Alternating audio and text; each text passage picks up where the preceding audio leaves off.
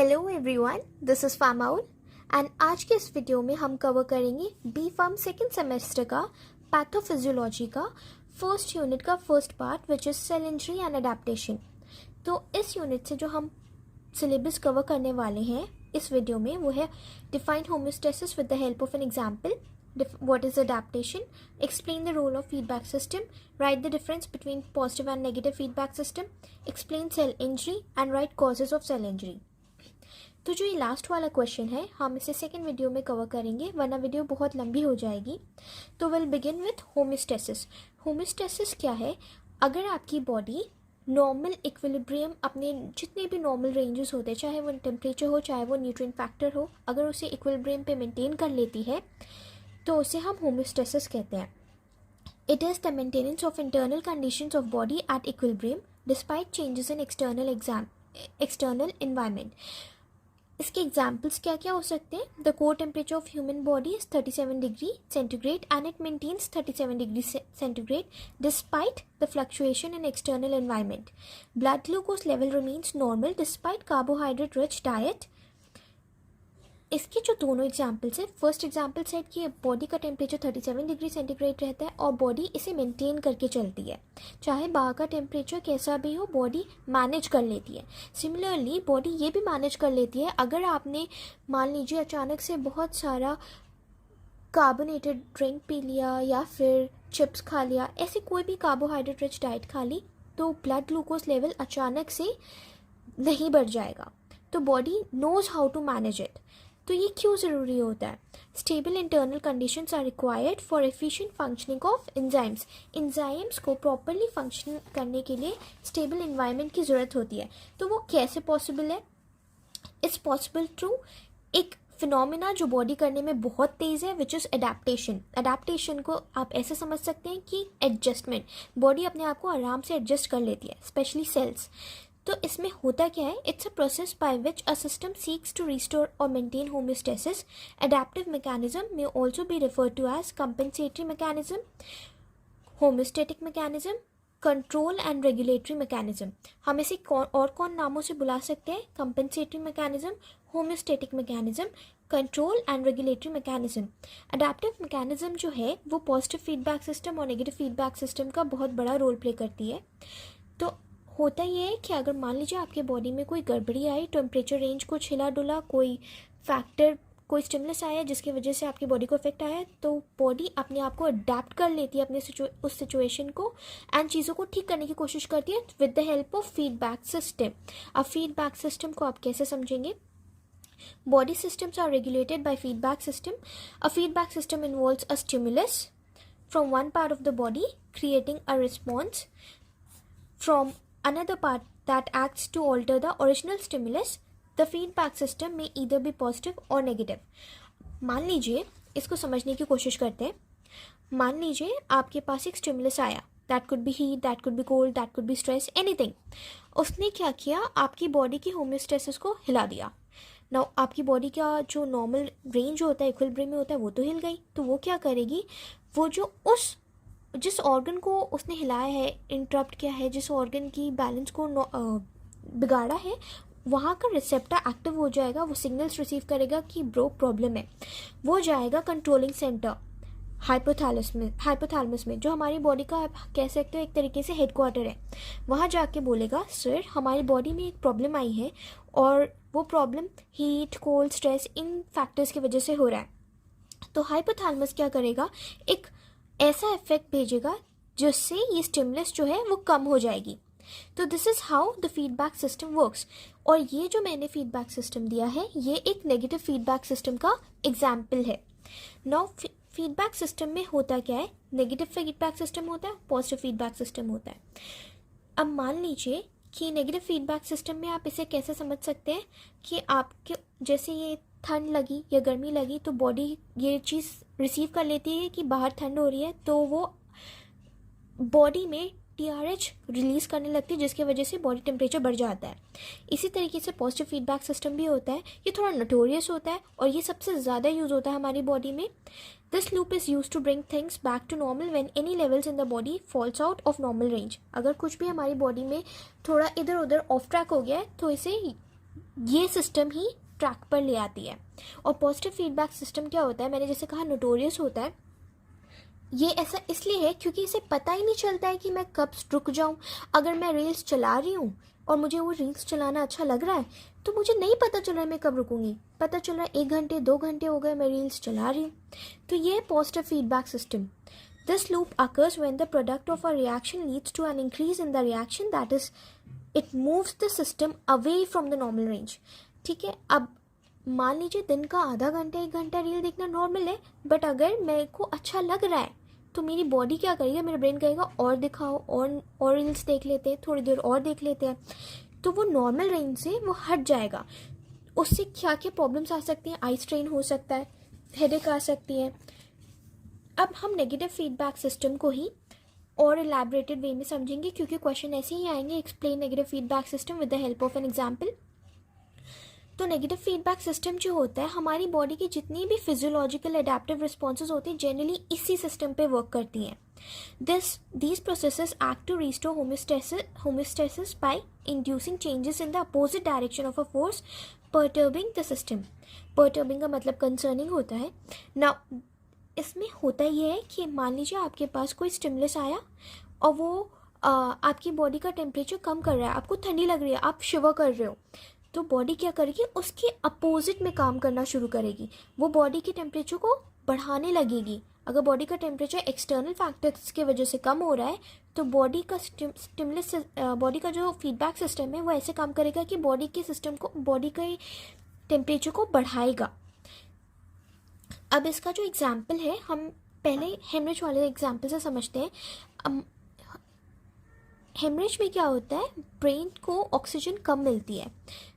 Injury with haemorrhage, मान लीजिए किसी को हेमरेज हुआ है तो उसमें क्या होगा, ब्लड प्रेशर डिक्रीज हो जाएगा। ब्लड प्रेशर का मतलब क्या होता है कि उसमें ब्लड फ्लो कम हो गया, ब्लड वेसल्स डायलेट हो जाती हैं।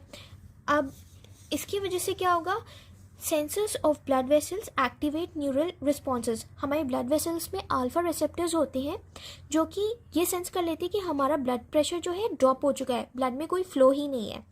तो वो क्या कहेगी, दिल से जाके कहेगी, हार्ट से जाके कहेगी please start pumping fast.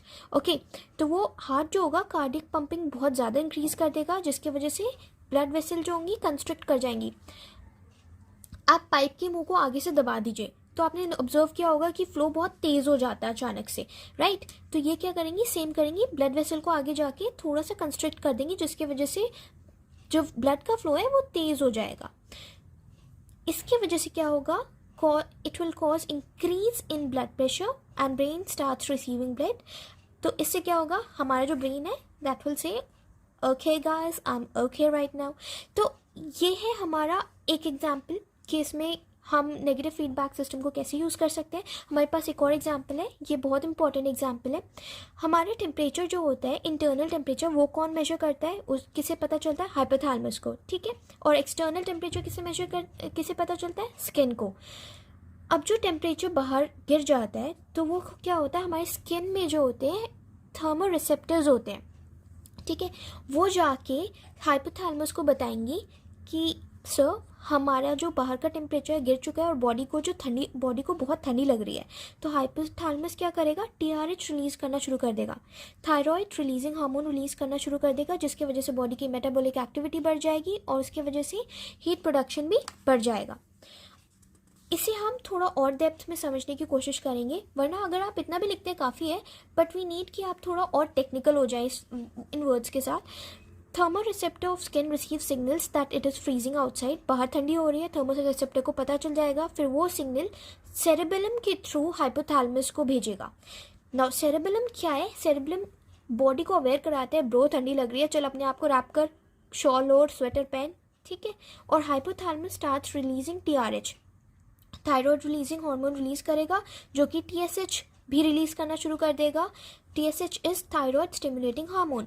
Thyroid stimulating hormone के वजह से थायरोक्सिन रिलीज होगा थायराइड ग्लैंड से। तो जब ये थायरोक्सिन रिलीज होगा तो वो क्या करेगा, सेलुलर मेटाबॉलिज्म को बढ़ा देगा in order to generate heat. ये हो गया हमारा नेगेटिव फीडबैक सिस्टम। अब हम पढ़ेंगे positive feedback system. Sorry guys, The response to disruptive forces is in the same direction as the force, thus tending to increase the instability of the system. इसमें क्या होता है, अगर बॉडी को कोई चीज़ अच्छी लग रही है तो वो उसे रोक नहीं पाता है, वो उसे कंटिन्यूसली करता रह जाता है, उसे आइडिया ही नहीं होता है कि इस प्रोसेस को हम कहाँ रोकें. तो उस प्रोसेस में क्या हो जाता है कि पॉजिटिव फीडबैक सिस्टम और भी डिजीजेस का रीज़न बन जाता है. Now, positive feedback loops are maladaptive or harmful and are often termed as vicious cycle. Maladaptive, harmful, ये सारे terms दिए गए हैं positive feedback system को. दो ये useful भी है but ये ज़्यादातर टाइम notorious रहता है, harm ज़्यादा करता है. These states can be fatal if not interrupted by treatment. अगर आपने इसको किसी ट्रीटमेंट के साथ, एक ऑल्टरनेटिव प्रोसेस के साथ ठीक नहीं किया तो ये डेडली भी हो सकते हैं. जैसे कि फॉर एग्जांपल हम समझने की कोशिश करते हैं हार्ट शॉक से. The increase rate and pumping force of heart eventually increases the demand of heart muscles for oxygenated blood. जो हमारा पंपिंग होता है हार्ट मसल का वो इतना बढ़ जाता है कि हमें उसके लिए ऑक्सीजन की ज़रूरत होती है और बॉडी को भी ऑक्सीजन की ज़रूरत होती है, बट हमारा हार्ट क्या है, कंटिन्यूसली पंप कर रहा है. तो एक गैप फॉर्म हो जाता है डिमांड और सप्लाई के बीच में, ऑक्सीजन की सप्लाई और डिमांड के बीच में, कि कार्डियक फेलियर हो जाता है. अब पॉजिटिव फीडबैक सिस्टम के यूजेस क्या होते हैं, वो ऑक्सीटोसिन में बहुत यूज़फुल होता है. अब ऑक्सीटोसिन हम कहाँ यूज़ करते हैं या फिर हमने कहाँ देखा है जनरली बॉडी में. It is used in during uterine contraction during child birth and secretion of breast milk.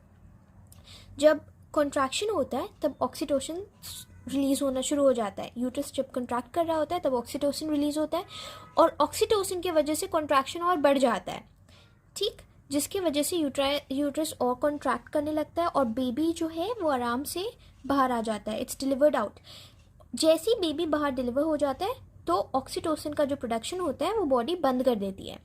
तो इसीलिए पॉजिटिव फीडबैक सिस्टम का भी कुछ अच्छा रोल भी है. जैसे फॉर एग्जाम्पल मैंने यहाँ पे डायग्राम को फनी वे में समझाने की कोशिश की है. That uterus is saying oh my God it hurts, और ब्रेन कह रहा है I can't help, oxytocin is doing that because the baby wants to see the world. अब हम समझते हैं secretion of breast milk. Stimulation of a baby sucking its mother's breast leads to secretion of oxytocin into the mother's blood, which leads to the milk being available to the body. Oxytocin can cause mothers to start lactating. तो oxytocin की बहुत सारे अच्छे roles भी हैं, मतलब positive feedback system के बहुत सारे अच्छे रोल्स भी हैं, बट जनरली ये काफ़ी नोटोरियस ही रहता है. अब हम पढ़ेंगे कि डिफरेंसेस क्या होते हैं पॉजिटिव फीडबैक सिस्टम और नेगेटिव फीडबैक सिस्टम में.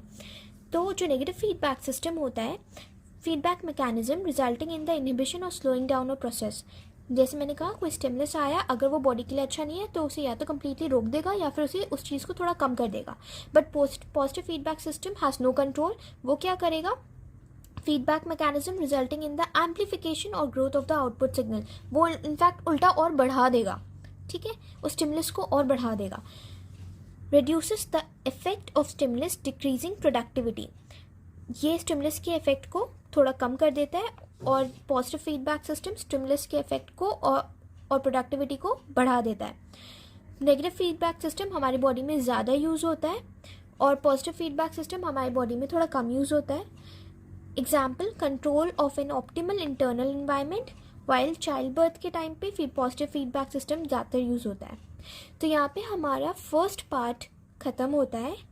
With this I'll try to come with the second part very soon. Till then, happy learning and bye guys.